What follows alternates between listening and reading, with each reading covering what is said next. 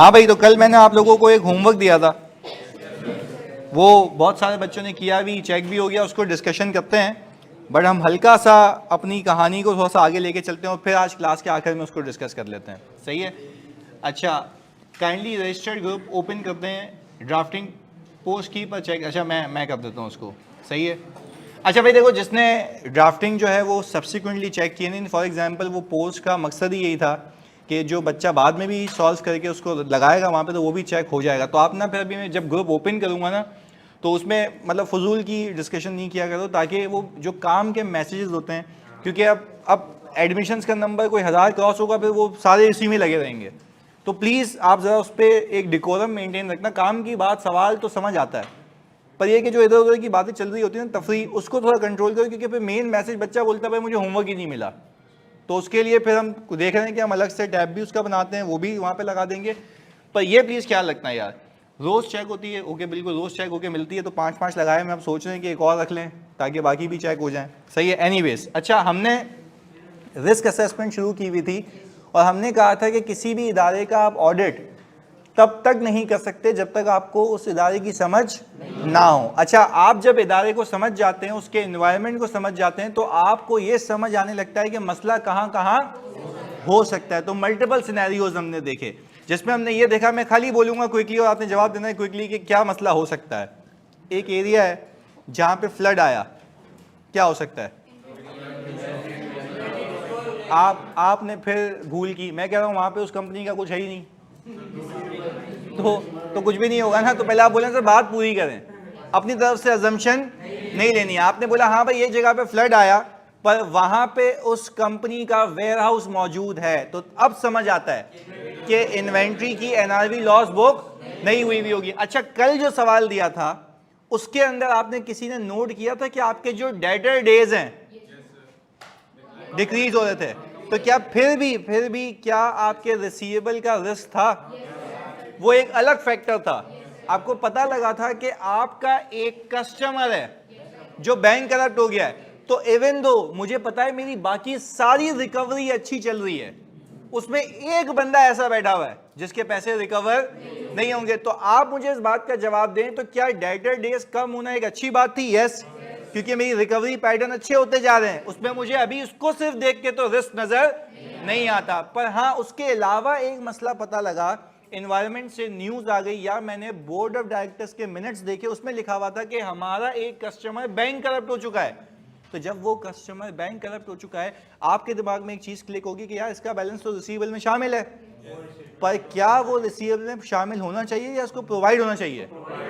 अच्छा, उसको प्रोवाइड होना चाहिए, तो आपका रिस्क है कि वो हुआ नहीं होगा। तो इसी तरीके से हमने सोचना है। तो लाजमी नहीं है कि हम याद करके चले जाएं कि भाई ये होगा तो ये रिस्क होगा। आपने देखना है हालात वाकयात क्या बता रहे हो, ये हालात वाकयात तुम्हें अंडरस्टैंडिंग से पता लगते हैं, जो हमने बेसिक अभी सीखा हुआ है। अच्छा, उसके आगे एक और चीज देख लेते हैं आप।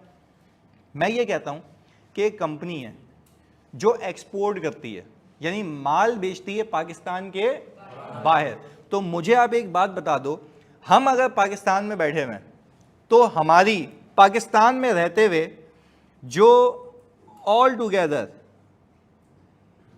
प्रेजेंटेशनल करेंसी है, कौन सी करेंसी? प्रेजेंटेशनल करेंसी है, वो क्या है? यानी मैं अपने फाइनेंशियल स्टेटमेंट्स किस में बनाता हूं? पीकेआर में। अब जरा इसको बात को समझना, हमने कहा हमने जो हमारा कस्टमर बैठा हुआ है वो बैठा हुआ है ऑल टुगेदर यूएस में, यानी या तो हम कह लें वो यूएस में बैठा हुआ है या यूके में बैठा हुआ है, बट पाकिस्तान से बाहर है। तो हमने बोला या तो वो यूएस में या तो वो यूके में। अच्छा, मुझे बताओ, अब मैं उसको जो इनवॉइसिंग कर रहा हूं ऑल टुगेदर, वो इनवॉइसिंग, एक मिनट रुकना, अब आ गया। अच्छा, अब जो मैं उसको इनवॉइसिंग कर रहा हूं ऑल टुगेदर, वो किस करेंसी में करूंगा? पाउंड में करूंगा या यूएस डॉलर में करूंगा? पहले बताओ, ये बात समझ आती है? चलें आगे सुने। जब मैं इसको यूएस डॉलर में इनवॉइसिंग कर रहा हूं तो वो तो डॉलर वैल्यू है, एग्रीड है? आप सबसे मैं एक बात पूछता हूं, क्या डॉलर वैल्यू हर दिन सेम होती है या हर दिन अलग होती है? तो यानी अगर मैं ये कह रहा हूं कि लेट्स से मेरे पास मेरी किताबों में रेवेन्यू आ रहा है 3372,000 का, ये रेवेन्यू है किसमें? क्योंकि ये है मेरी कौन सी करेंसी, प्रेजेंटेशनल करेंसी, यानी मैं पाकिस्तान में अकाउंट्स बनाता हूं, प्रेजेंट करता हूं किसमें, पीकेआर में। अच्छा अब आगे सुने, हुआ क्या, वही आयशा बाजी ने जब तक ये सीखें, जब तक ये समझें, तब तक ये बहुत सारे भंड मार चुकी थी, ताकि ये पूरे ऑडिट में मसले क्रिएट कर चुकी थी। तो इन्हीं की वजह से, थैंक्स टू हर, कि इनकी वजह से हमें एग्जांपल्स मिलती हैं।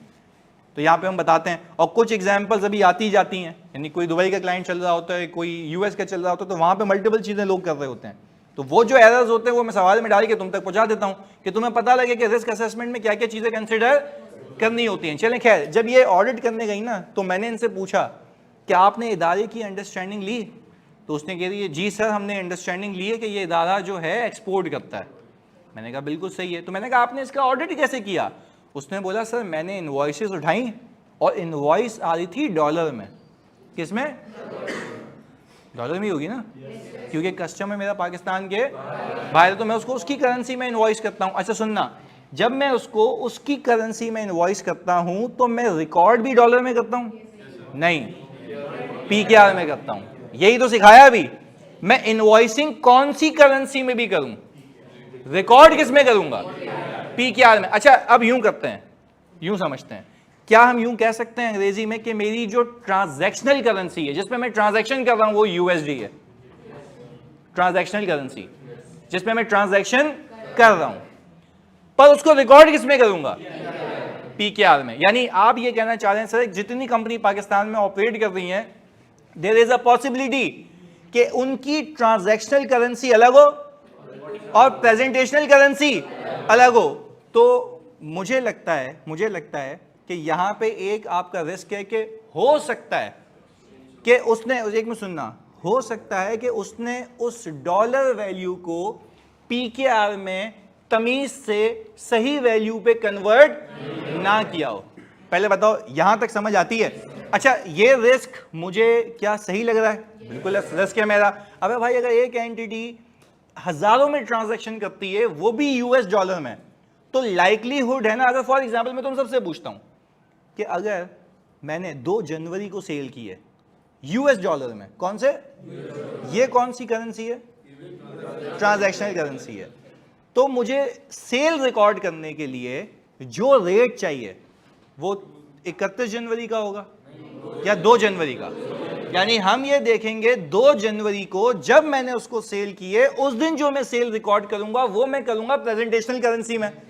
तो मैं कन्वर्ट करूंगा ट्रांजैक्शनल करेंसी को into using a exchange rate, and that exchange rate will be of the date जिसके ऊपर ट्रांजैक्शन हुई है। अच्छा अब मुझे बताओ, जब ये सूरत हाल मैंने कहानी सुना चाहिए, यहाँ पे सिर्फ रिसीवेबल एडजस्ट होगा और sale at a point of time के मुताबिक बुक होगी, नहीं, हम तो कह रहे हैं रिसीवेबल और सेल्स 2 जनवरी के रेट पे बुक होनी चाहिए। अगर मैंने 5 जनवरी को सेल किए तो 6 को किए, 15 को किए, दिसंबर में किए, हर वक्त आपके एक्सचेंज रेट चेंज होते रहते हैं। एग्रीड? अच्छा I have seen many companies जो ये ब्लंडर करती हैं, इसलिए भी क्योंकि इतनी सारी ट्रांजैक्शन होती हैं, वो कहते हैं कौन मुसीबत पाले, एक ही रेट पे कर देते हैं, जो कि गलत है, जो कि। अच्छा अब देखना, ये आयशा बाजी ने भी कोई यही हरकत की थी। मैंने बोला भाई आपने ऑडिट किया? उसने बोला जी सर बिल्कुल किया। मैंने कहा कैसे ऑडिट किया? उसने बोला सर मैंने इनवॉइसेस उठाई, मैंने ऑल टुगेदर इनवॉइसेस को पिक किया और इनवॉइसेस को पिक करके मल्टीप्लाई किया एक्सचेंज रेट से। मैंने कहा ये रेवेन्यू कैसे वेरीफाई किया? तो आयशा कह रही है कि सर मैंने किया ये $1000 पर मंथ की इनवॉइस होती है, तो 12 महीने में कितने हो गए? $12,000। और मैंने कहा 281 से मल्टीप्लाई करो, प्लीज एक बार करके देखो जरा जल्दी से। $1000 12 महीने की इनवॉइस, यही आ रहा है? आयशा बाजी कह रही है सर वेरीफाई करके बैठी हूं ये, मैं बदतमीजी नहीं करना, 100% वेरीफाइड है। कितना परसेंट? मैंने कहा सैंपलिंग क्यों नहीं की? बोले सर 12 ही तो हैं, वेरीफाई कर ली। मैंने कहा देखो तुमने जो है आयशा ये इनवॉइसेस वेरीफाई कर ली, मैं यहां तक एग्रीड हूं, और मेरे ख्याल से तुम सब बैठे हो तुम भी एग्रीड हो, आया नहीं भाई? 12 इनवॉइसेस यूएसडी तक तो तुम एग्रीड हो ना कि अच्छा मैं कह रहा हूं एक्सपोर्ट वगैरह बैन भी नहीं है, तो कोई मसले वाली बात, वरना तो याद है एक रिस्क किया था हमने, कि वो बैन था तो वो सेल कैसे हो सकती है, इंपोर्ट था तो सेल कैसे हो सकती है, वो तो अलग है। यहां पे मैंने आयशा को एक जवाब दिया, मैंने कहा Ayesha I am agreed up to the extent कि तुमने इनवॉइसेस 12 की 12 देखी हैं। वो बोलिए सर देखें आपने मुझे बताया था ना कि आपने देखना होता है एनवायरनमेंट के अंदर कि ऑल टुगेदर कोई एक्सपोर्ट इंपोर्ट बैन तो नहीं है। मैंने कसम से देखा नहीं है। मैंने कहा वो मैं भी कह रहा हूं नहीं है, वहां तक तो हम अलाइंड है। हम अलाइंड कहां नहीं है, रेट के ऊपर। आप कह रही हैं आयशा कि इन्होंने पूरा साल जब भी सेल बुक की है 281 पे बुक की है। किस पे बुक की है, 281 पे बुक की है। पहले बताओ क्या ये बात समझ आती है? अच्छा पर क्या एक्सचेंज रेट स्टैटिक रहता है या चेंज हो रहा होता है? तो मैंने कहा आयशा देखो तुमने एक चीज तो सीख ली, दूसरी चीज तुम भूल गई।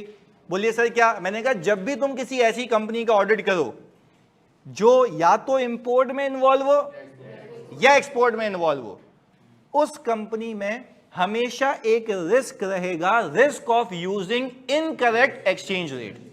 रिस्क ऑफ यूजिंग यानी हम ये कह रहे हैं कि यार अगर आप ऐसी कंपनी का ऑडिट करने गए जो एक्सपोर्ट्स में इन्वॉल्व है तो आपका एक रिस्क निकल के आएगा, there is always a likelihood of using incorrect exchange rate at the time of recording sales. अच्छा जब सेल्स की बात करें तो रिसीवेबल भी अपने आप आ गया, सेल्स क्रेडिट होगी और रिसीवेबल डेबिट होगा। और फिर ऑब्वियस सी बात है इसमें एक और रिस्क है कि अगर आज मैंने 281 पे सेल रिकॉर्ड किए और जब वो मुझे पैसे देगा तो उस वक्त 285 चल रहा होगा, तो मुझे 281 से लेके 285 का डिफरेंस एक्सचेंज गेन बुक करना पड़ेगा। पर कब? जब पैसे, तो वो रेट भी तो गलत हो सकता है। तो यानी कहने का मतलब ये है, हम ये गलत बात तो नहीं कह रहे कि जब भी इदारा एक्सपोर्ट में इन्वॉल्व हो या there will always be a risk of using exchange rate, नहीं इनकरेक्ट एक्सचेंज रेट। तो हमें जरा इस चीज पे ख्याल रखना है। पहले बताओ जी। यानी एवरेज रेट तब अलाउ करता है कि जब आपकी मल्टीपल ट्रांजैक्शंस हों और आप उसको सिंगल मॉनिटर पर, जिस हाई टेक एनवायरनमेंट में हम बैठे हुए ना, मैं पीटीसीएल का ऑडिट करता हूं, वो पता नहीं कितनी ट्रांजैक्शंस करता है, क्योंकि अगर एतिसलात है, मोबाइली है, एसटीसी है, जो यूएई कंपनीज हैं, उनकी कॉल्स यहाँ पे आती हैं, तो उनसे ट्रांजैक्शन किस करेंसी में होती है? उनकी करेंसी में, रियाल में, धर्म में, ऐसा ही है। अच्छा सिस्टम में क्या होता है, आप खाली स्टेट बैंक ऑफ पाकिस्तान की वेबसाइट से रेट उठाएं और सिस्टम में फेंक दें, सिस्टम ऑटोमेटिक कैलकुलेट करता है दिन के हिसाब से। तो क्या अब ये ह्यूमन नेचर वाला काम है या सिस्टम नेचर वाला काम है? एक चीज करनी है यार, सिस्टम से उठाओ वहां फेंको, ऑटोमेटिक कैलकुलेट हो जाता है। तो वो कहानी तो बहुत दूर की है, वो तब जब आपसे मैनेज ना हो सके। ये तो हम कह रहे हैं कि भाई आपने सही यूज करना। चलो जहां तक एवरेज रेट की बात भी, तो एवरेज रेट भी तो कैलकुलेट ही होगा ना, और हो सकता है कि वो भी इनकरेक्ट कैलकुलेट हुआ हो। बात समझ आती है? ओके अच्छा तो सर एक्सचेंज गेन और लॉस से रिलेटेड भी रिस्क होगा। देखो जब हमने ये कह दिया ना there is a risk of using incorrect exchange rate, इसमें सब कवर हो जाता है। पहली रिकॉर्डिंग भी और बाद का एक्सचेंज गेन, या आप एलैबोरेट करना चाहे तो बिस्मिल्लाह करें। आप बोलें कि there is a risk of using incorrect exchange rate as sale might be and receivable might be recorded with incorrect amount. Further exchange gain loss might also be recorded with incorrect amount. पर अगर एक ही बात कह के मेरी दोनों चीजें cover हो रही हैं तो मुझे बार बार उसको एलैबोरेट करने की नीड नहीं है। पर हाँ, if you will become so perfect, आप उसको एलैबोरेट करें, कोई मसले वाली बात नहीं है। As far as you are giving an idea कि मुझे पता है कि किस कंपनी का मैं ऑडिट करूंगा तो ये मसला हो सकता है। तो देखो मुझे तो एक चीज पता थी ना कि जब ये आयशा ऑडिट करके आई है तो उनको मुझे ये तो पता था कि इनको एक चीज तो मैं सिखा चुका हूं कि एक्सपोर्ट बैन होगी या इंपोर्ट बैन होगी तो इनकी सेल नहीं होनी चाहिए। तो बोलिए सर देखिए मैंने इस बार ये भी देखा कि एक्सपोर्ट या इंपोर्ट बैन नहीं थी। तो देखिए इनवॉइसेस तो 12 महीने की हो सकती हैं। मैंने इसको जवाब क्या दिया, मैं मान रहा हूं कि इनवॉइसेस 12 महीने की, पर उस 12 महीने पे जो तुम्हारा रेट है वो सेम नहीं हो सकता। तो उसने इस चीज का ख्याल नहीं रखा ना। पर अगर आपको एक ऑब्वियसली प्रोएक्टिव अप्रोच पे आपको ये पता होता कि जब मैं ऑडिट करने जा रहा हूं तो हर महीने का रेट क्या होना चाहिए, चेंज होना चाहिए, तो वो हर महीने का रेट जो चेंज होना चाहिए आप फिर अकॉर्डिंगली फोकस करके ऑडिट भी वैसे ही करते हैं। क्योंकि आपका एक प्री कंसीव माइंड था, आपने बोला भाई जो है वो करके हमने खत्म किया। अगर प्री कंसीव माइंड में पहले से यही चीज होती कि मुझे इस पर फोकस करना है तो आपसे कभी भी गलती ना होती। और जैसे इनको बेवकूफ बना दिया गया, फिर हुआ क्या अल्टीमेटली, हमने इसको कहा भाई हर चीज का हर जगह का रेट अलग अलग होगा। जब जब सेल हुई है तो तब देखा तो हमारी सेल की वैल्यू क्या हो गई थी। तो क्या सेल पहले गलत रिकॉर्ड हुई थी? डॉलर में या पीकेआर में? अच्छा अगर वैसे तुमसे पूछता हूँ मैं, चलो सवालों में ये गेम करता तुम्हारे साथ, पर खैर अगेन बता देता हूँ क्योंकि मैं अब आगे जाके ना थोड़ी सी चेंजिंग करूँगा सवाल में, फिर सोचने पे मजबूर करूँगा, थोड़ा सा प्रेशर आएगा दिमाग पे। कहने का मतलब ये अगर मेरी प्रेजेंटेशनल करेंसी भी पीकेआर होती, मतलब वो यूएसडी होती, फिर कोई मसला नहीं होता।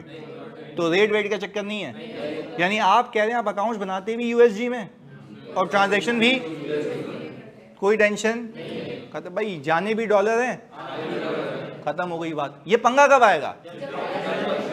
तो अब याद रखना एग्जामिनर ने आज तक ये हरकत की नहीं है, अब जिस दिन वो करेगा ना बच्चे बोलेंगे, जब बच्चे ने रट्टा लगाया हुआ है there's a risk of using incorrect exchange rate, अच्छा वो हल्की सी लाइन में लिख जाएगा company prepares accounts in USD, तो वो बच्चा वाकई में, क्योंकि अंडरस्टैंडिंग में ये भी तो है ना कि कंपनी करती क्या, अकाउंट्स किस पे बनाती है, तो ये मिस नहीं करना खुदा के वास्ते, क्योंकि भाई करेंसी कन्वर्जन का कोई रिस्क एग्जिस्ट नहीं करता। पर कब नहीं होता? जब प्रेजेंटेशनल करेंसी और ट्रांजैक्शनल करेंसी क्या हो, सेम हो। तो पहले बताओ यहां तक बात समझ आती है? क्लैरिटी ऑनलाइन वालों प्लीज बता दो जल्दी से। सर अगर इंटरेस्ट इनकम होती या एक्सपेंस होता तो हम एवरेज रेट लेते, मैं फिर कह रहा हूं एवरेज रेट लेते, तो वो भी तो गलत लेने के चांसेस है ना भाई। अगर मैं कह रहा हूं कि मेरे पूरे महीने का रेट है, महीने का एवरेज, तो 30 दिन के रेट से बनेगा ना, कि 30 के 30 दिन रेट रखूंगा और फिर 30 के 30 दिन का एवरेज निकालूंगा, तो वो भी तो गलत हो सकता है। तो there is always a likelihood गलती का। सर जरूरी है कि कंपनी एक ही करेंसी में एफएस बनाए? हाँ, तो और कितनी करेंसी में बनाओगे? मतलब आप एफएस किसके लिए बनाते हो? यूजर के लिए। अच्छा अब यूजर कहाँ का है, उसको समझ कहाँ की आती है, तो वो करेंसी भी कौन सी? अब एक यूं देख लेते हैं, एक कंपनी है पाकिस्तान में जो किसी बाहर की कंपनी का एक वेंचर है, उसके शेयर होल्डर सारे यूएस वाले हैं, वो बोलेंगे हमें डॉलर में बना के दो। और मैंने ऐसी कंपनीज का भी ऑडिट किया जो इस साइड के ऊपर पीकेआर में, इस साइड में यूएसडी में बनाती हैं, क्योंकि उसके यूजर कितने होते हैं, हालांकि रिक्वायर्ड नहीं है पर वो बनाती है।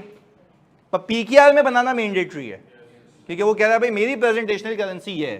पहले बताओ बात समझ आती है? तो you need to look at the user. तो सर हम अब पूरे साल का रेट तो कैलकुलेट नहीं कर सकते ना, एवरेज ही लेंगे। किसने कहा नहीं कर सकते? क्या स्टेट बैंक ऑफ पाकिस्तान की साइड पे एक एक दिन का रेट आ रहा होता है? तो तुम कौन होते हो ये कहने वाले कि नहीं कर सकते? भाई बहुत मुश्किल, बहुत बहुत बहुत इतनी डिफिकल्टी होती है, आपकी सोच है, पागल हो जाता है बंदा। अबे भाई अगर बिजनेस कर रहे हो तो, अभी पीडीसीएल जैसी कंपनी है पूरे पाकिस्तान में फैली हुई है, तो वहां पे क्या 2 लोग होंगे या हजारों लोग काम कर रहे हैं? 12,500 एम्प्लॉई हैं उसके। तो उसमें अगर मैं 5 बंदे भी सिर्फ एक्सचेंज रेट पे लगा दूं ना, इजीली हो सकता है।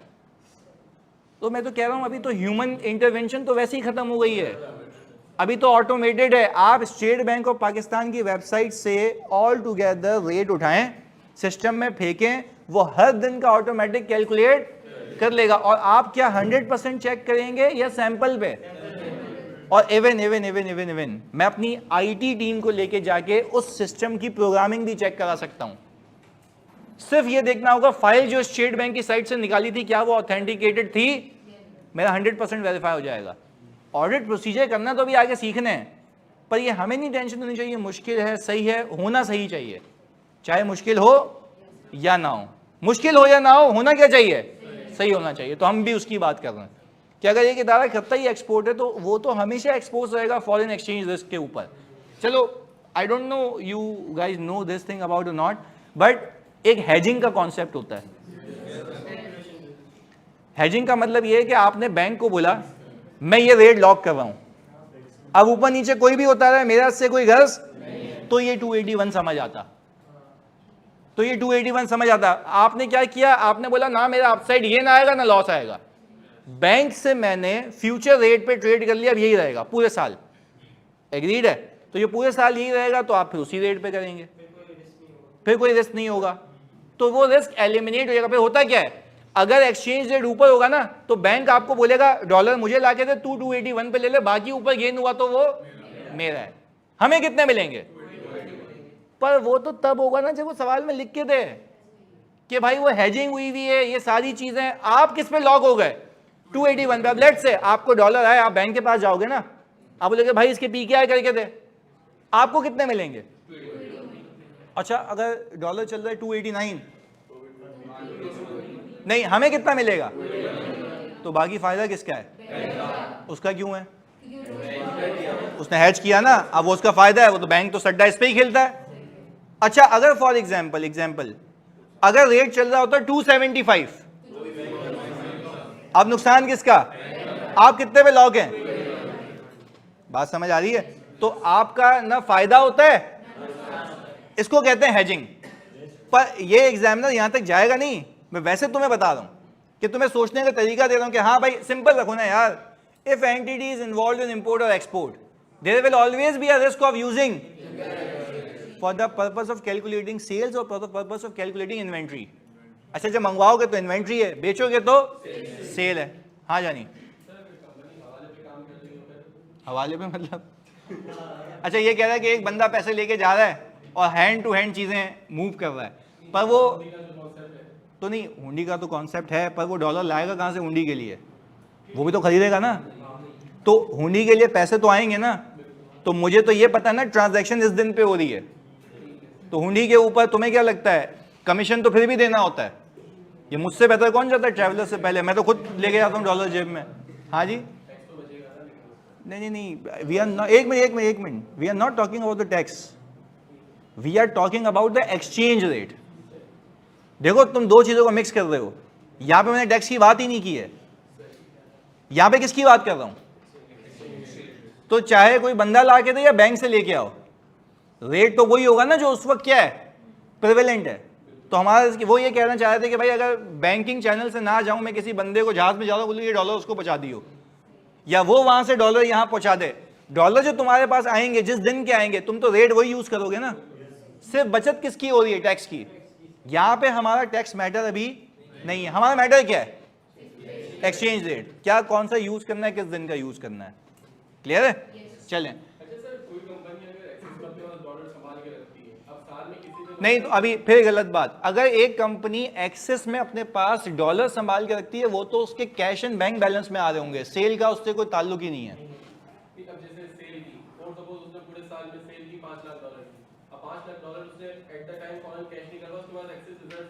नहीं, तुम अभी गलत सोच रहे हो, तुम्हें अकाउंटिंग समझनी पड़ेगी पहले। मेरे पास कैश होना और मेरे कस्टमर के कैश देने में जमीन आसमान का फर्क है। व्हाई वुड आई कैश, देखो तुम जो बात कर रहे हो वो तुम कह रहे हो मेरे कस्टमर, मेरे पास कैश पड़ा हुआ है $5 लाख, अब मैं इसको कैश कराऊं या ना कराऊं वो मेरा मसला है, मैं यहां पे ये कह ही नहीं रहा। ये तो वो पैसे हैं जो अभी आने हैं, किसकी तरफ से, तो ये तो उसकी बात हो रही है कि वो जो देगा उसके ऊपर जो रिसीवेबल बुक करना है वो कौन से रेट पे बुक करना है, क्लियर है। आप दो चीजों को मिक्स ना करो, आपका पैसा अलग बात है और जो सामने से आना है वो अलग बात है। हम किसकी बात कर रहे हैं, और इवन चलो इस पे भी बात कर लेते हैं, अगर आपके पास भी डॉलर मौजूद है ना, उस पे भी रिस्क है इनकरेक्ट एक्सचेंज रेट का, क्योंकि हो सकता है ईयर एंड पे कुछ और हो, उसने उसको मार्क टू मार्केट ना किया। मार्क टू मार्केट का मतलब है कि उस वैल्यू पे ले जाओ जितनी उसकी पाकिस्तानी वैल्यू बनती है। तो अब यूं कर लें, चाहे मेरे पास ही डॉलर क्यों ना पड़े हुए हों, उस पे भी तो इनकरेक्ट एक्सचेंज रेट यूज होने का रिस्क है ना।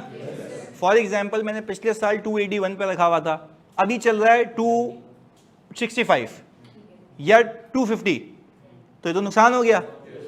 अच्छा, पहले मैंने कैश एंड बैंक ज्यादा था, अब क्या हो गया, तो क्या डॉलर कम हो गए, ये डॉलर अपनी जगह है, या रेट कम हो गया है। अच्छा, अगर रेट कम हो गया तो कंपनी का क्या हो गया है, तो हो सकता है कंपनी ने नुकसान बुक, आपका हमेशा रिस्क है। तो मैं ये कह रहा हूं, whenever you are involved in foreign currency, there will always be a risk of using whether any type of transaction it is, clear है। तो मैंने दोनों प्रूव कर दिए। जी जानी, हाँ ना, तो उस पर भी तो वही तो कह रहा हूँ, अनरियलाइज गेन लॉस तो बुक होता ही है ना, क्योंकि ये फाइनेंशियल एसेट है और फाइनेंशियल एसेट मॉनेटरी एसेट है, वो तो मार्क टू मार्केट होता रहेगा। नहीं, हर रिपोर्टिंग डेट पे मॉनिटर होगा, हर रिपोर्टिंग डेट पे। भाई अब मुझे बताओ ना, आप पाकिस्तानी करेंसी में अकाउंट बना रहे हो, आप बोल रहे हो मेरे पास कैश एंड बैंक इतने का मौजूद है, इतने का, तो वो इक्विवेलेंट पीकेआर में होना चाहिए ना। अब आपने उसको रखा हुआ है 281 पे जो पिछले साल की वैल्यू थी, अब वैल्यू चल रही है 250, आपका cash and bank over state हुआ है, होना कितने पे चाहिए, 250 पे। कितने पे ले आऊं, अगर तुम ये नहीं करोगे तो तुम्हारा मॉनेटरी एसेट ज्यादा पे दिख रहा होगा, ओवर स्टेटेड होगा, जो कि होना नहीं चाहिए। तभी हम पूरी कहानी इसके इर्द गिर्द घुमा रहे हैं कि there will always be a risk of using incorrect exchanges whenever you are involved in foreign currency transaction. Clear है जानी? पक्की बात है। अब यहाँ पे एक और आत्मा है हमारी, इधर सुनो एक मिनट। अच्छा भाई सर, अगर क्वेश्चन साइलेंट हो और हम दोनों पॉसिबल फैक्टर लिखें, किस में साइलेंट हो भाई? क्यों होगा साइलेंट? मतलब क्या कुछ भी नहीं बोल रहा क्वेश्चन? नहीं तो पे क्या अज्यूम करेंगे जब कुछ बोल ही नहीं रहा क्वेश्चन? खाली पेज दे दूं, बोलूं कुछ भी अज्यूम करके लिख दो, तो मतलब भाई कुछ बोल ही नहीं रहा ना, तो गूंगा तो नहीं है वो, कुछ तो बोलेगा। सर आपने ही कहा था कि इंटरेस्ट इनकम के लिए हम एवरेज रेट लेंगे, उस टाइम तो बैंक के पास रेट होगा ना पूरे साल का। अबे तो मैं कह रहा हूँ डे बाय डे कैलकुलेट करने के बजाय वो क्या ले लो, एवरेज।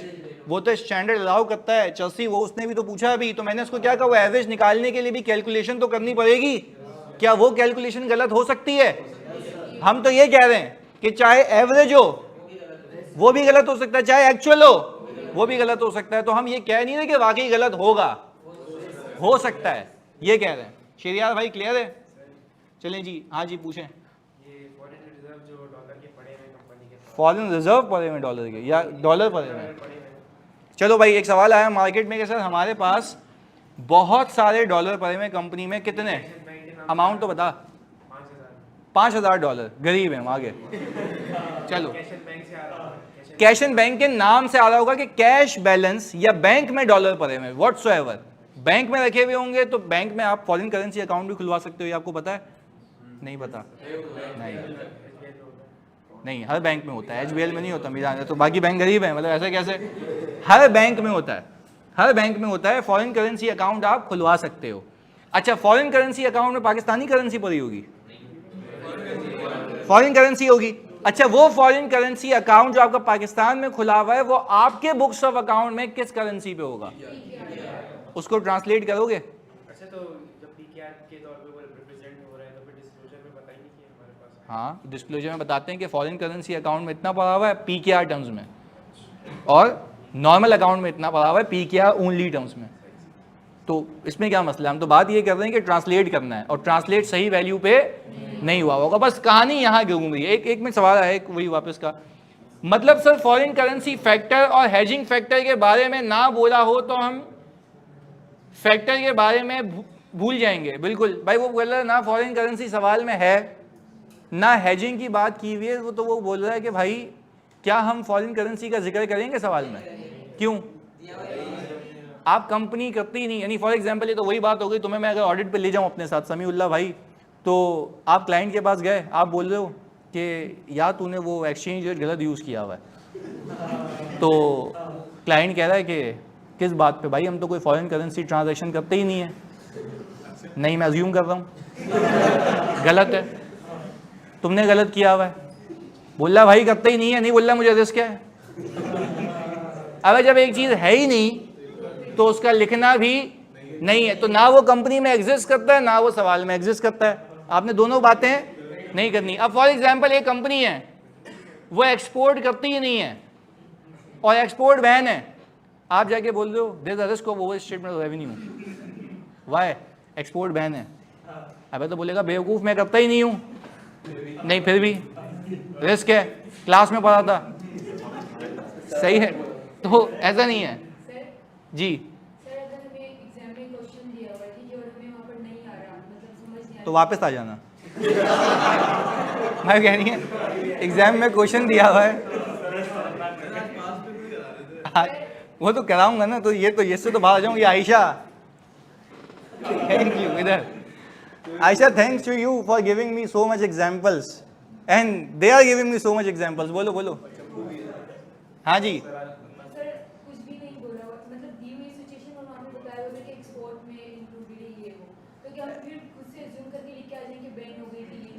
क्यों लिखेंगे बैन हो गई? हमें कुछ भी नहीं आ रहा है एग्जाम में। कुछ भी नहीं आ रहा है या दिया नहीं है? एक मिनट हाँ जी। एक क्वेश्चन दिया हुआ उसमें रिस्क मतलब हमें आइडेंटिफाई करना और हमें वहाँ पे नहीं आ रहा कि क्या करना है। आपको नहीं आ रहा समझ? हाँ, फॉर एग्जांपल नहीं आ रहा मुझे ये केस, तो खाली रख देना, कुछ लिखना नहीं है ऐसे। नंबर ही नहीं देगा ना फिर। तो नहीं देना चाहिए, देने भी नहीं चाहिए।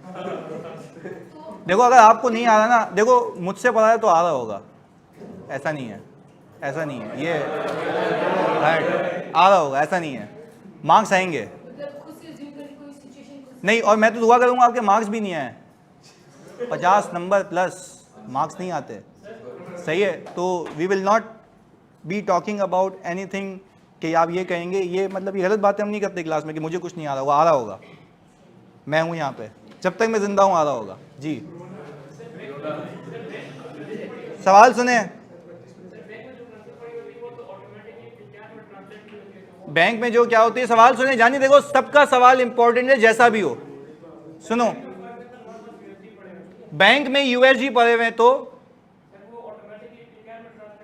नहीं होते, ये कैसे, किसने बोला, मेरे पास यूएसडी अकाउंट है वैसे, I will not show you the statement but है, हाँ जी बताऊं हवाला किसको दिया था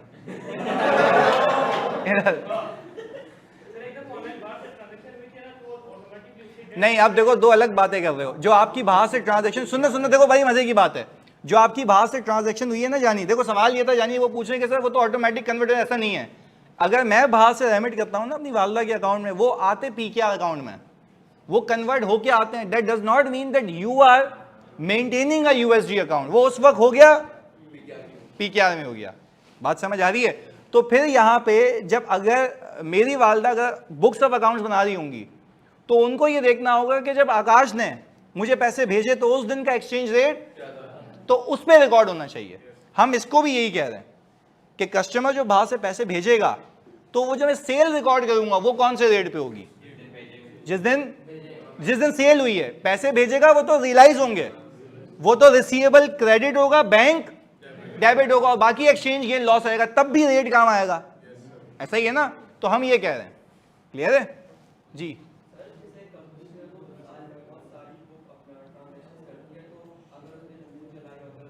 अच्छा अभी सुनना भाई, मैं क्योंकि आप रिपीट इसलिए करता हूँ क्योंकि ये लोग भी बैठे हुए हैं। सर अगर कंपनी जो है वो बहुत सारी ट्रांजैक्शन करती है, जून जुलाई अगस्त में कर ली,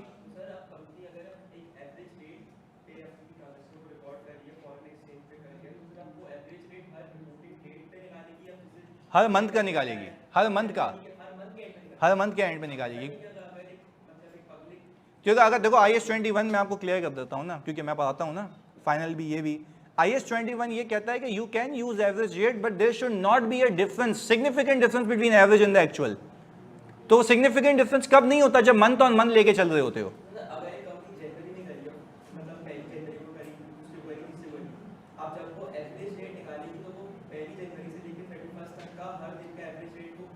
हर दिन के एवरेज रेट नहीं, गलत कह रहे हो, 1 जनवरी से लेके 31 जनवरी तक वो रेट लाशों की तरह बिछाएगी, उसको 30 से डिवाइड कर देगी, सम करके एक एवरेज रेट आ जाएगा। नहीं पता ना 1 जनवरी का रेट नहीं पता ना, तो वो उस वक्त, तभी तो कह रहा हूं एक्यूरेसी के लिए तुम उसी दिन का रेट बुक करो। एवरेज रेट अप्लाई कब होता है पता है, जब आप इंटरेस्ट इनकम या एक्सपेंस बुक कर रहे होते हो, यस वही मना कर रहा हूं मैं। अबे तो रेवेन्यू क्या हर दिन इक्वल है या पॉइंट इन टाइम है, तो उसके लिए हर दिन का रेट क्या होना चाहिए।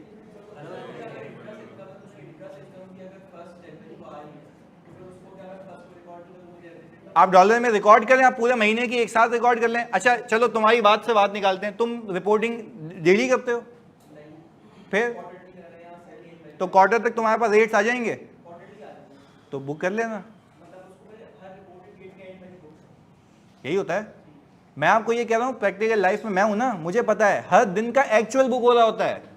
सिर्फ इंटरेस्ट के केसेस ऐसे होते हैं जिसमें एवरेज होता है, क्योंकि आप डेली मॉनिटरिंग नहीं कर रहे होते। आप क्या बोलते हो, 3 महीने का सूद बुक किया, 3 महीने का एवरेज लगा दिया, आंसर आ गया, दैट्स इट। बस दोनों में ये फर्क है, क्लियर है। बेसिक मुद्दा क्या है, रिस्क ऑफ यूजिंग, बस ये बेसिक मुद्दा है। अच्छा अब चलें भाई, ये आ गया भाई, एक सवाल सुन लो यार, इसके बाद हम आगे चलेंगे। इधर सर अगर हम हेजिंग करवा लें और एक्सचेंज रेट कम हो जाए तो फिर भाईजान, यार भाई 1 मिनट बातें नहीं, वो ये कह रहा है सर अभी मैंने आपको क्या बताया कि अगर हम हेजिंग करा लें और एक्सचेंज रेट कम हो जाए, यानी आपने सुना नहीं ना, मैं आपको इतनी देर से कह रहा हूँ, अगर एक्सचेंज रेट कम हो जाए, आपका ताल्लुक नहीं है, आप 281 पे लॉग है, तो नुकसान किसका है, बैंक का, तो आपको क्या इसमें बोल रहा ओवर स्टेट होगा? भाई क्यों होगा? आपने सौदा किया भाई कितने पे, आपकी रिकॉर्ड भी कितने पे होना चाहिए, तो क्या कोई गलती है या बिल्कुल सही है? तो हेजिंग का मतलब ही ये होता है कि ना आप गेन में जाएंगे, जो है वो क्या है 281, तो आपका इसमें कोई ताल्लुक ही नहीं है ना। अगर सेम क्वेश्चन में सिर्फ बैंक वालों ने गलत एक्सचेंज रेट पे ट्रांजैक्शन की, हम उसको यार भाई फिर फजूल बात। वो कह रहा है कि अगर बैंक ने गलत ट्रांजैक्शन किया, अबे तो तुम तो अंधे नहीं हो ना, तो तभी तो कह रहा हूं कि तुम्हें सही करना है। वो कह रहा है कि भाई बैंक ने गलत ट्रांजैक्शन कर ली, भाई तुम्हें कॉल आई होगी इतने डॉलर भेज रहा हूं, हाँ या नहीं? तो उस डॉलर को क्या तुम बैंक के हवाले कर दोगे, तू जो करना चाहता है कर ले, या खुद चेक करोगे? तो खुद चेक करेंगे ना, मैं खुद जाके देखूंगा कि एक्सचेंज रेट सही है या नहीं है। तो मेरी माँ की कसम, फिर रिस्क किसका है? Risk of using incorrect exchange rate. तो सुबह से यही तो सिखा रहा हूं कि risk of using incorrect exchange rate. बोला बैंक से गलती हो जाए, हम गलती कर लें, अबे यही तो सिखा रहा हूं कि गलती हो जाएगी, इसी को तो डिटेक्ट करना है कि गलती नहीं हो, यही तो सिखा रहा हूं सुबह से। अच्छा भाई एक और सर, ये जो फॉरेन करेंसी बैंक का बताया, आज एक में सुनना, वो बोल रहे समीउल्लाह कह रहे हैं सर फॉरेन के, प्लीज सुनना यार, ये एक तो मैंने गलत बता दिया तुम्हें, ये इधर सर फॉरेन के बारे में बोल दें और हेजिंग के बारे में ना बोलें। अबे क्या कह रहा है यार? मैं तुम्हें बताऊं, वैसे एक बात है आपस की, मतलब इधर सुनना यार, ये भाई एक इंपॉर्टेंट बात बता रहा हूं, प्लीज यार फोकस होकर सुननी चाहिए तुम्हें। जैसे यहाँ पे बच्चे आधी अधूरी चीजें लिखते हैं ना, ये वाली, एक मिनट बातें नहीं, बिल्कुल सुनो इधर ये जो अभी भिन्न नहीं, एक मिनट सुन लो, बड़ी इंपॉर्टेंट बात है। देखो जैसे यहाँ पे लिखते हैं ना सर फॉरेन के बारे में बोल दे, हेजिंग के बारे में नहीं बोले, कुछ भी लिख देते हैं बच्चे। वैसे मुझे इसमें, मैंने पहले भी बताया, मुझे कबीर याद आता है, मेरा बेटा। बताऊं क्यों? सुने क्यों? उसकी हंसी ऐसी है बेचारी की, सुनो। तो खैर कहने का मतलब ये है कि मुझे अपना बेटा क्यों याद आता है, क्योंकि अभी तो वो बोलना सीख रहा है ना। वो जैसे अब मैं सोया हूँ सुबह, पापा पापा पापा पापा करता रहेगा, ये भी पापा पापा, क्योंकि मतलब कहने का मतलब है रूहानी बाप तो हूं ना, एज में भले ही छोटा हूं, बट खैर है।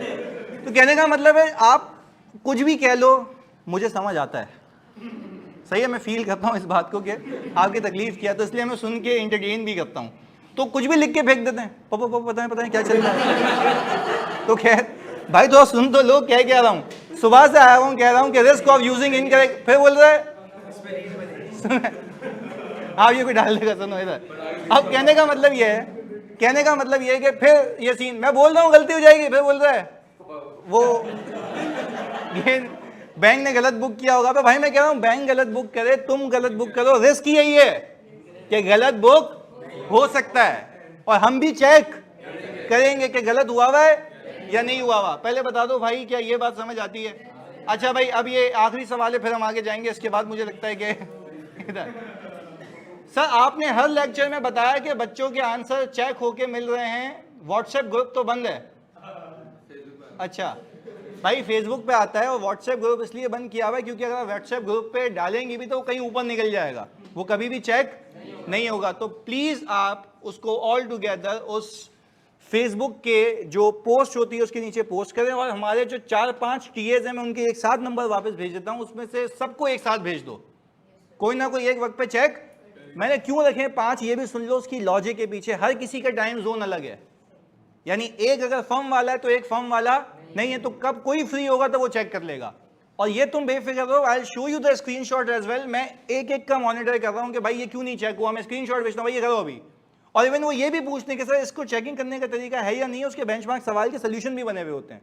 तो पूरे मतलब एक सिंक्रोनाइज वे में चल रहे हैं, आप उसमें बेफिक्र रहें, सही है।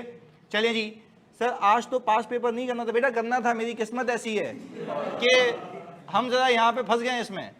चलें अभी, अच्छा क्लास का टाइम फिक्स कर दें तो कि रोज क्या चेंज हो रहा है या यही है? हाँ टाइम एक्सटेंड हो जाएगा, पर टाइम तो यही है ना। चले आगे सुने। अच्छा अब अगर इसकी कैश अकाउंट इटसेल्फ भी रीट्रांसलेट होता है जस्ट लाइक रिसीवेबल पेबल, बिल्कुल ऐसा है। चलिए जी, वो कह रहे हैं सर अगर आयशा बाजी ऑडिट खराब नहीं करती तो आज हमारी जिंदगी सही होती। नहीं, बल्कि इसने खराब किया तो तुम्हें एग्जाम्पल मिली है। क्यों क्या इसको लिखने का तरीका देखो, entity is involve in export of, there are risk of using for the purpose of recording sales and, जो आपकी वाली बात थी सर हम दोनों बातें लिख लें, दोनों बातें लिखी हुई हैं कि हमें फॉरेन एक्सचेंज गेन लॉस भी गलत रिकॉर्ड होगा और सेल्स भी गलत रिकॉर्ड हो सकती है। Again there is a risk. Clear है? चलें okay sir foreign currency bank account का बताया था, ये कैसे काम करता है? अबे तो भाई क्या पैसे डाल के दिखाऊं उसमें? भाई फॉरेन करेंसी बैंक अकाउंट का मतलब है आपने अकाउंट खोला हुआ है जिसमें पीकेआर नहीं रखे जाते, क्या रखे जाते हैं? यूएसडी रखे जाते हैं। अब यूएसडी की वैल्यू ऊपर जाएगी, आपका कैश बैलेंस आपकी किताबों में, ना कि वहां पे $500 है, मतलब अगर एक्सचेंज रेट 295 हो गया आपकी किताबों में पीकेआर टर्म्स में, अच्छा वैल्यू नीचे आ गई तो क्या डॉलर कम हो रहे हैं? डॉलर अपनी जगह है, वो डॉलर अपनी जगह है, खाली उसको मॉनिटर करते हो आप कि रेट ऊपर जाएगा तो आपका कैश एंड बैंक भी ऊपर जाएगा, रेट नीचे आएगा तो कैश एंड बैंक भी नीचे आ जाएगा। पहले बताओ भाई बात सही है, समझ आती है? चलो आगे, अब ये भी हो गया, क्लियर हो गया। चलें जी आगे, ये बड़ी इंपॉर्टेंट बात है, इसके बाद हम पास पेपर कर सकते हैं। प्लीज अभी तो है, अभी आराम से हो जाएगा, सुनना है प्लीज। तो भी सही है पर लिख दो तो ज्यादा अच्छा है क्लैरिटी के लिए।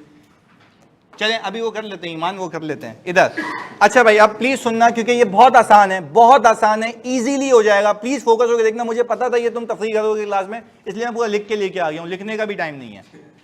सही है, मैंने बोला लिख के इसको बता देंगे, समझा देंगे अच्छे से इनको। सुनो, मैं आवाज़ सही नहीं आ रही? आवाज़ तो सही आ रही है, ऑनलाइन वालों प्लीज़ बता दो आवाज़ सही है? बिल्कुल मानिया आपने वॉइस स्लो की हुई होगी। ओके चलें बिल्कुल, इधर देखें प्लीज़ फोकस के साथ।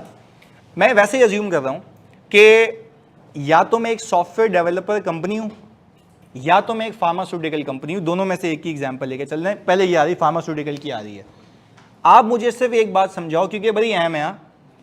जब मैं फार्मास्यूटिकल कंपनी का नाम लेता हूं क्या हाईली रेगुलेटेड है? अच्छा, रिस्क ऑफ पेनल्टी अपनी जगह, रिस्क ऑफ अनडिस्क्लोज कंटिजेंसीज अपनी जगह, कि हो सकता है कि कोई केस हो और मुझे पता और रिकॉर्ड ना हो बल्कि डिस्क्लोज होना हो, वो अपनी जगह, जिसके चांसेस 50% से कम होते हैं, वो हमने डिस्कस किया हुआ है। अच्छा अब मुझे ये बात भी पता है, अच्छा अनलेस के दिया हुआ हो ना सवाल में, ऐसे नहीं अज्यूम करना। फार्मास्यूटिकल कंपनी जैसे कोविड आया था, तो कोविड जब आया था तो क्या कोविड की वैक्सीन बनी हुई थी या बनाई गई थी? अब ये बात समझना, जब कोविड की वैक्सीन बनाई गई थी तो मुझे बताओ जो कोविड की वैक्सीन का फॉर्मूला बनाया गया था, पहले फॉर्मूला बनेगा ना। अच्छा ऐसे ही थोड़ी ना कि हमने बोला भाई तुझे कोविड है ये पी ले सही हो जाएगा, देखते हैं सही होगा या नहीं होगा, ऐसा नहीं होता। पहले पूरा का पूरा एक मैकेनिज्म होता है जिसको हम कहते हैं, दो मैकेनिज्म है, दो फेजेस हैं, रिसर्च और डेवलपमेंट। रिसर्च एंड डेवलपमेंट, बिल्कुल। अब सुनो, क्या हम ये कह सकते हैं कि रिसर्च के बगैर डेवलपमेंट हो सकती है? नहीं हो सकती, ऐसा है? तो अब सुनो, जब कोविड का जमाना था और बाकी कंपनी जितनी भी फार्मास्यूटिकल थी वो रिसर्च में इन्वॉल्व थी। अब रिसर्च क्या होती है इस बात को सुन लो ताकि मैं तुम्हारे लेवल पे आके समझा दूं, ताकि इजी हो जाए। सुनना, रिसर्च ये कि ये लोग देख रहे थे कि हमारे कितने नंबर ऑफ ऐसे कस्टमर्स होंगे जिनको ये वैक्सीन फराहम की जाएगी। क्या क्या क्या क्या ऑल टुगेदर ये वाली जो बात है, इसमें तुम्हें ये लग रहा है कि अभी काम शुरू हुआ है या अभी सिर्फ एनालिसिस चल रहे हैं? फिर हमने टेस्टिंग की। टेस्टिंग ये की कि भाई जिसको कोविड हो रहा है उसको सिम्टम्स क्या आ रहे हैं, उसकी पूरी रिसर्च हो रही है। रिसर्च है या नहीं? हम ट्रैवलिंग कर रहे हैं, हम लोगों से मिल रहे हैं, स्पेसिफिक साइंटिस्ट से मिल रहे हैं, डॉक्टर से मिल रहे हैं, ये डिसाइड करने के लिए कौन लोग मिलके इसको बनाएंगे। रिसर्च। इस पूरी बातों में जो मैंने बताया ऑनलाइन, मतलब भाई फोकस होकर सुनना। देखो मैं ये अज्यूम नहीं कर रहा कि इसको FAR2 आता है, मैं जीरो से करा रहा हूं ताकि सब अलाइन रहे। सुनो, तो कहने का मतलब इन सारी बातों में तुम्हें नहीं लगता कि अभी तो मुझे पता ही नहीं है बनेगा भी या नहीं? तो स्टैंडर्ड भी यही कहता है, when you are research phase, when you are in a research phase, आप उसमें किए गए तमाम अखराजात को एक्सपेंस आउट करोगे। एग्रीड? पहले बताओ यहां तक बात समझ आती है? रिसर्च फेज में मौजूद होते हुए आप जितने भी अखराजात करेंगे उन सबको क्या करोगे? क्योंकि उस वक्त आपके फ्यूचर इकोनॉमिक बेनिफिट्स प्रोबेबल, और एसेट का मतलब क्या? Resource control by the entity से फ्यूचर इकोनॉमिक बेनिफिट्स प्रोबेबल हो। पर हम तो ये कह रहे हैं कि यहाँ पे फ्यूचर इकोनॉमिक बेनिफिट्स का पता ही नहीं है। अभी तो सिर्फ हम देख रहे हैं कि भाई रिसर्च कर रहे हैं, मिल रहे हैं लोगों से, मार्केट रिसर्च चल रही है, डेटा इकट्ठा कर रहे हैं। अच्छा, अब डेटा इकट्ठा हो गया, मुझे पता लग गया ये लोग हैं, ये काम करेंगे इस पे। अब वो मेडिसिन बनना शुरू हुई, अब वो फॉर्मूला बनना शुरू हुआ। क्या मेरे पास एक टेक्निकल फिजिबिलिटी है कि ये इस वक्त पे होगा, ये माइलस्टोन्स है?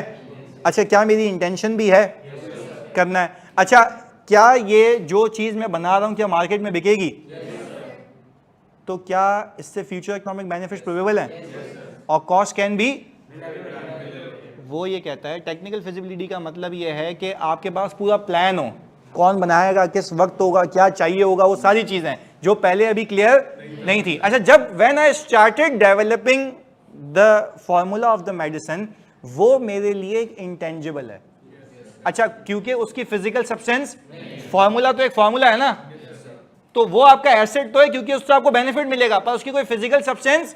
अब एक मजे की बात बताऊं ताकि हम कन्वर्ट करें, सही जगह पहुंच जाएं। जब मेडिसिन बन जाएगी ना, फॉर्मूला बनना अलग बात है, मेडिसिन बनना, जब फॉर्मूला बन जाएगा तो वो कहलाएगा इंटेंजिबल एसेट, क्योंकि आप ये फॉर्मूला किसी को भी बेच के मिलियन छाप सकते हो, हाँ या नहीं?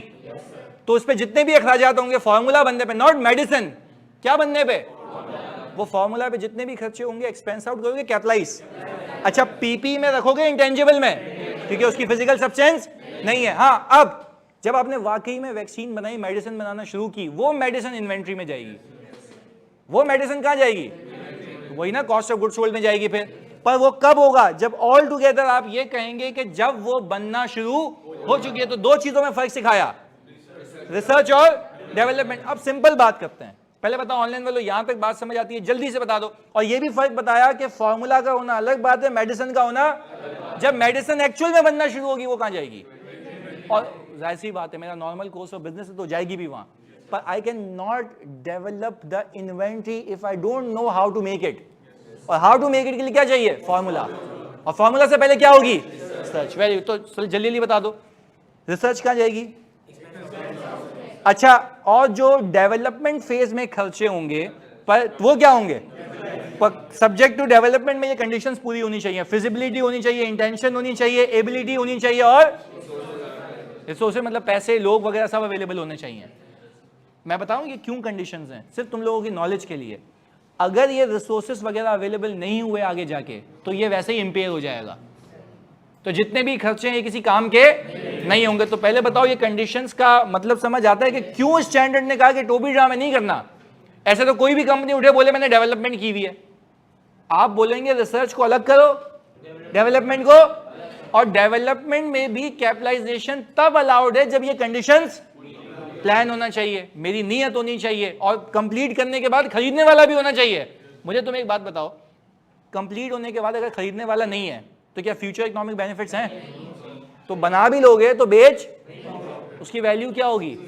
तो वो यही तो बात कर रहा है, वो यही बात कर रहा है। और बोल रहे रिसोर्सेज अवेलेबल नहीं होंगे तो बना नहीं पाओगे, तो बना नहीं पाओगे तो अल्टीमेटली जितना खर्चा किया होगा सारा इंपेयर हो जाएगा। तो पहले बता दो मेरे बच्चों, रिसोर्सेज आर अवेलेबल वाली एग्जांपल अभी 5वीं बार बता रहा हूं, लोग अवेलेबल हो, पैसा अवेलेबल हो। अगर लोग और पैसा अवेलेबल नहीं है तो आप मुझे एक बात बताते हैं, क्या ये कभी कंप्लीट हो पाएगा?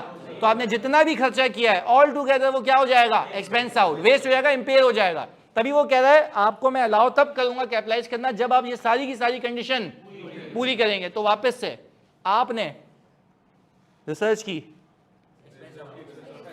डेवलपमेंट की, subject to fulfilment of conditions. पहले बताओ बात समझ आती है? चलो अब जब तुम्हें इतना बता दिया, सुनना, जब तुम्हें मैंने, अब 5वीं कंडीशन वो थी ना, cost can be reliably measurable, वो तो होगी तो रिकॉर्ड करोगे ना, अदरवाइज नहीं करोगे। रिसर्च का एक्सपेंस आउट होने वाला पॉइंट रिपीट कर दें, इंटरनेट चला गया था, वेरी गुड भाई। मैंने कहा था कि पूरी तुम्हें एग्जाम्पल दी, रिसर्च के केस में मैं आपको ये समझा रहा था कि भाई मैं अभी मार्केट रिसर्च कर रहा हूँ, कितने लोग इससे अफेक्टेड हैं, क्या क्या इन्फेक्शंस हैं, क्या क्या उनके सिम्टम्स हैं, ये मार्केट रिसर्च कर रहा हूँ, लोगों को पैसे दिए जा रहा हूँ। ये क्या है? रिसर्च। डेवलपमेंट क्यों नहीं कह रहे? अबे कुछ बनना ही नहीं है, अभी तो सिर्फ मार्केट का डेटा इकट्ठा कर रहा हूँ। अच्छा, मैं एक्सपर्ट से मीटिंग कर रहा हूँ, डॉक्टर्स के इंटरव्यू कर रहा हूँ, उस पर खर्चे हो रहे हैं, ट्रैवलिंग एक्सपेंसेस आ रहे हैं मिलियन ऑफ रुपीज के, तो मिलने जा रहा हूँ डॉक्टर से। अबे कौन सा सिलेक्ट करना है, ऑल्टरनेटिव्स देख रहा हूं, अभी तो पता ही नहीं है ना बनेगा या फ्यूचर इकोनॉमिक बेनिफिट प्रोबेबल नहीं है। ये मैंने एग्जांपल्स दी हैं। चलो एनीवेज अभी हम मुद्दे पे आते हैं। मुझे एक बात बता दो, तुम्हें सवाल में लिखा हुआ दिखे इंटेंजिबल एसेट आ रहा है, मेरी बातों को फोकस करना, खुद अज्यूम नहीं करना। इंटेंजिबल एसेट आ रहा है, नहीं नहीं नहीं नहीं, ऐसा नहीं है, आगे सुनेंगे पूरा। इंटेंजिबल एसेट तो सॉफ्टवेयर भी हो सकता है, तो ऐसे खुद से नहीं कंक्लूड करना। इंटेंजिबल एसेट आ रहा है और इंक्रीज होता हुआ दिख रहा है, और सवाल में लिखा हुआ है कि company expensive research and development पे खर्चा करती है, तो आपका रिस्क क्या होगा? यस यस यस, आपका रिस्क ये होगा, there might be a risk कि रिसर्च एक्सपेंस क्या हो गया हो, कैपिटलाइज हो गया हो, और डेवलपमेंट कैपिटलाइज हो गई हो, जबकि उसकी कंडीशंस पूरी, ये बात थी। बात समझ आती है? देखो ये लिखा हुआ, इधर देखना, since the entity is involved in research and development, there is a risk that research expense might have been or development expenditure might have been capitalized when the conditions for development are not fulfilled. तो being an auditor आपका देखो, अब for example आप किसी ऐसी company का audit करने जाओगे ना जहाँ पे रिसर्च एंड डेवलपमेंट होता है, एक बेवकूफ बच्चा पता है क्या करेगा? बोलेगा अच्छा ये खर्चात हैं, इनवॉइस देखी, कैपिटलाइज हो रहा है। अबे इनवॉइस नहीं देखनी, सिर्फ देखना है वो किस नौयत का है। तो आप मुझे बताओ, अब तुम प्री कंसीव माइंड के साथ जाओगे और तुम देखोगे यार ये तो रिसर्च में गिरना चाहिए, उसने क्या किया हुआ होगा, तुम उसको क्या बोलोगे? फेंको उधर, ये कैपिटलाइज नहीं हो सकता। तो पहले बताओ सोचने का तरीका आया कि अगर आप किसी कंपनी में रिसर्च और डेवलपमेंट होते हुए देखें तो हम मना तो नहीं करेंगे, करो भाई, पर हम कह रहे हैं हमारा ऑडिट का रिस्क है कि हो सकता है रिसर्च क्या कर दी हो।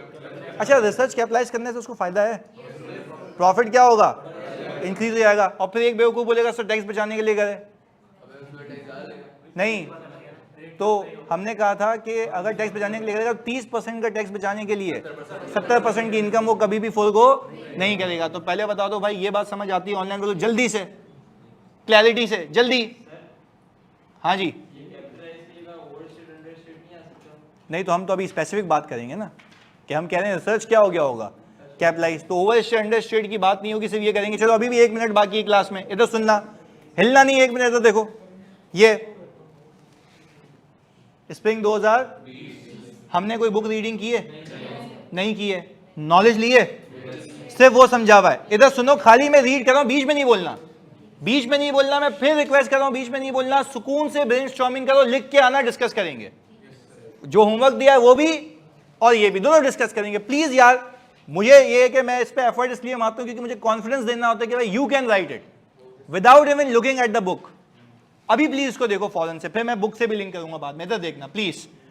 You are the audit senior responsible for audit of dragon Pakistan limited, a listed company. DPL operates in a pharmaceutical industry which is highly regulated. Penalty का रिस्क है।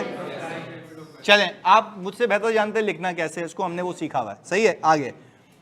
Regulated by the government, heavy fines are placed, वो नहीं भी बोलता तब भी हमें पता है। सही है, वो तो बेचारे ने बता दिया। इधर आगे, the main product of DPL is drug ए। अच्छा, the raw material for the production of drug A is imported from Switzerland. Risk of using, बात समझ आई?